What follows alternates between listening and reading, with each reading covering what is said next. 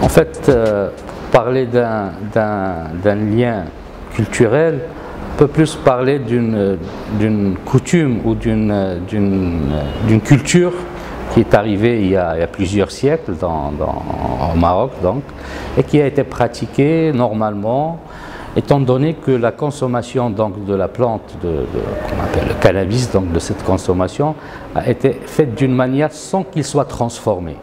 Donc ça rentre dans la tradition, chez les artisans, mais il n'y avait pas d'impact en fait néfaste sur la population, puisqu'on parlait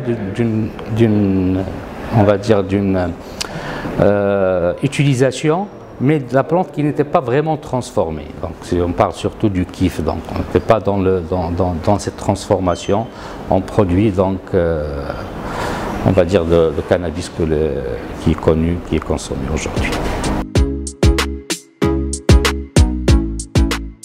Il faut mettre les choses dans leur contexte. Et le cannabis, comme d'autres produits, donc, il y a des conventions internationales, celle de 1921, l'acte unique, il y a celle de 1982, qui interdisait plusieurs produits dans le cannabis. Mais le cannabis, il a eu toujours des utilisations. Il pouvait être utilisé non pas à titre récréatif, donc c'est-à-dire dans une consommation, mais à titre thérapeutique et médical. Alors, il y a certains pays, je pense que le premier pays qui a commencé, c'est le Canada. Donc, au début des années 2000, je pense, ou à la fin des années 90, il a opté pour cette utilisation thérapeutique de ce produit-là et médical. Et plusieurs pays ont suivi et ont commencé à autoriser cette utilisation. Il y a même d'autres pays qui ont, on va dire, autorisé l'utilisation à titre, la consommation récréative, non pas seulement l'utilisation médicale. L'OMS aussi a recommandé cette utilisation thérapeutique parce que c'est une plante, ce n'est pas un produit chimique. Bien sûr, quand il est utilisé en tant que plante ou utilisé d'une manière où la transformation ne va pas mettre des excipients et des produits chimiques, mais aussi donc le Maroc, il faut rappeler aussi qu'au Maroc, c'est-à-dire dans les années, c'est-à-dire au début du protectorat, dans les années 20, cette plante, c'est-à-dire la culture de cette plante ou l'utilisation, on va dire, thérapeutique et médicale a été autorisée, a été légale. Mais dans les années 50, c'est-à-dire en 1954, oui, en 54, toujours sous le protectorat, cette plante ou cette culture a été interdite. Et depuis ce temps-là, donc, cette interdiction existait. Aujourd'hui, il y a une ouverture dans le monde, c'est un nouveau marché pour une utilisation, on va le répéter, thérapeutique et médicale. Cette plante peut, effectivement, le Maroc peut s'inscrire, puisque c'est un pays où il y a une production très importante du cannabis, et il peut s'inscrire dans cette perspective où il peut autoriser, bien sûr, d'ailleurs ce projet de loi, c'est là où il s'inscrit, l'autorisation de la culture du cannabis, mais surtout pour l'utilisation médicale, avec plusieurs limites. D'abord, il y a un contrôle, il y a une agence nationale. Cette agence nationale va veiller sur toute la traçabilité de cette culture, c'est-à-dire depuis sa mise en terre, c'est-à-dire à la terre pour la culture, jusqu'à sa production, sa transformation, son transport, et même s'il y a l'import et export, est toujours dans une ligne de traçabilité très très claire, avec des restrictions, des amendes, des pénalités et même de l'emprisonnement s'il y a des défaillances à l'utilisation souhaitée par ce projet de loi ou par cette loi en devenir. Donc voilà, c'est pour cela que le Maroc est aussi, on parle de quelque chose d'économique. Aujourd'hui, il y a une croissance, une montée, c'est-à-dire de l'utilisation du cannabis en tant que, produit thérapeutique et médical, et une croissance mondiale. Et plusieurs pays commencent à le faire. Donc le Maroc s'inscrit, étant donné qu'il a cette disponibilité des terres, de certaines terres agricoles qui peuvent et qui ont cette possibilité où cette production existe, de l'orienter vers, c'est-à-dire lui donner cet aspect légal, mais sous la condition qu'il soit utilisé pour un usage thérapeutique et médical. Oui, c'est possible, dans le sens le Maroc dispose est un producteur, un des pays qui produit une grande quantité où se produit une grande quantité du cannabis.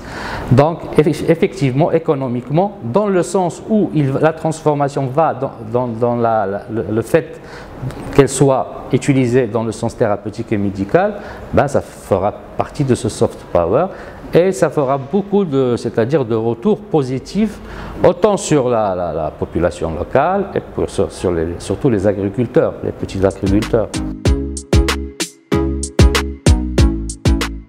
Certainement, puisque le retour économique, elle est là. Comme vous avez dit, il y a une tension certainement, mais il faut dire que cette zone aujourd'hui est une zone où il est difficile de faire une agriculture. Ce n'est pas des terres, on va dire, irrigables, c'est la montagne, c'est des terres très difficiles. Donc, une culture de blé ou de blé dur ou autre, c'est-à-dire autres produits, c'est-à-dire agricole, est très difficile. Donc déjà, ces personnes-là ou ces agriculteurs sont dans des conditions très défavorables à une agriculture normale. Et en contrepartie, c'était pas légal de produire ce cannabis-là. Et ceci dit, ce sont des petits agriculteurs, c'est des petites parcelles, ce n'est pas de l'extensif, c'est des petites productions. Donc ça va permettre effectivement à ces agriculteurs d'être plus apaisés, d'autant plus qu'ils vont avoir ce retour économique, qu'ils vont travailler dans un apaisement sans avoir peur des autorités, puisqu'ils font de la culture d'une plante qui est interdite donc, par la loi. Et en plus, même on va dire psychologiquement, ils sauront que cette plante va contribuer à des fins thérapeutiques et médicales, et non pas à d'autres fins. Et le plus important, c'est que ces agriculteurs, ces petits agriculteurs, ce ne sont pas eux qui gagnent dans l'affaire, ce sont les grands trafiquants, que ce soit des gens de la région ou d'autres régions, ou même des trafiquants internationaux qui profitent de cette production et qui dont le prix, c'est-à-dire après la transformation, est déquintuplé. Ce n'est pas le prix avec lequel vend l'agriculteur. Donc ça va permettre un certain apaisement, une certaine, c'est-à-dire contribution si vous parlez de tension, un apaisement socio et économique, donc peut-être à résorber certaines crises économiques. En parlant d'expertise, ce n'est pas l'expertise on va dire dans le cannabis, dans la culture du cannabis, mais le Maroc est un pays où il y a une grande école, un institut agronomique et vétérinaire Hassan II, où il y a des ingénieurs agronomes qui sont là depuis la fin des années 60. Il y a l'école des ingénieurs à Meknès, il y a plusieurs écoles d'ingénieurs, d'agronomes. Donc le Maroc est un pionnier dans ce domaine donc, de l'ingénierie, de l'agronomie. Et les experts, ils sont là. Et les experts vont contrôler, bien sûr. Les experts, ils seront soit des techniciens, c'est-à-dire des ingénieurs, des techniciens en agronomie, en agriculture. Aussi, il y aura des juristes. Il y aura donc l'agence nationale va faire un travail. Effectivement, elle est capable de le faire parce qu'il y a des cadres qui sont formés, non pas seulement pour contrôler le cannabis, mais pour contrôler un circuit d'une production agricole et puis sa traçabilité jusqu'à le cheminement final qui est, selon donc, la loi, de produits thérapeutiques et médicaux. C'est une question très importante. D'abord, il y a beaucoup de paramètres qui rentrent en jeu. Il ne faut pas oublier qu'on a des élections qui vont arriver dans quelques mois et parfois dans cette rivalité politique, il y a plusieurs, vous avez parlé d'enjeux, mais il y a plusieurs facteurs ou plusieurs choses qui peuvent être utilisées, non pas peut-être par conviction, mais pour essayer de démontrer soit pour pas dire de la bonne foi ou d'un choix, de la morale. Mais la politique, ce n'est pas de la morale. La politique, c'est un jeu qui doit être toléré, qui doit être, c'est-à-dire entre les différents, que ce soit la majorité ou l'opposition, et il doit être sur des bases réelles de projets de société. Mais pour dire parfois, parce qu'on a vu ça, bon, je vais vous dire avec les langues, ça revient chaque fois, il y a des sujets qu'on essaie, enfin que certains partis politiques essayent de faire leur cheval de bataille, mais au fond, moi, le Maroc, à un certain moment, il y avait pour le tabac, pour le thé. Moi, je vous donnerai un exemple. Les gens, on va dire les oulémas ou les théologiens avaient interdit le thé parce qu'ils considéraient que c'était un produit qui pouvait nuire à la santé et parce qu'ils ne savaient pas ce que c'est. Aujourd'hui, tous les Marocains consomment le thé, quel que soit leur rang social, quel que soit leur rang du savoir, quel que soit. Et peut-être pour un usage thérapeutique, les choses vont passer. Et le citoyen n'est pas très... Je ne pense pas que... il y a une certaine compétence politique, comme disait Bourdieu, donc, qui est en train de s'acquérir chez le Marocain. C'est-à-dire que le Marocain peut produire une opinion politique qu'il va traduire le jour du suffrage dans son bulletin de vote. Et il est très conscient, il sait très bien calculer. Il n'est pas seulement dans le sens du déterminisme, c'est-à-dire les écoles de Chicago ou autres, mais il est plus dans le sens où s'il devient un électeur consommateur, il va voir, c'est-à-dire le profit avec ces politiciens qui se présentent.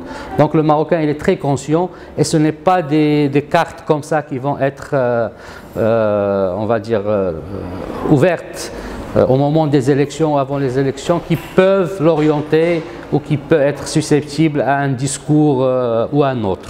Mais il y a un gain politique quelque part. Un lien politique, avec le projet.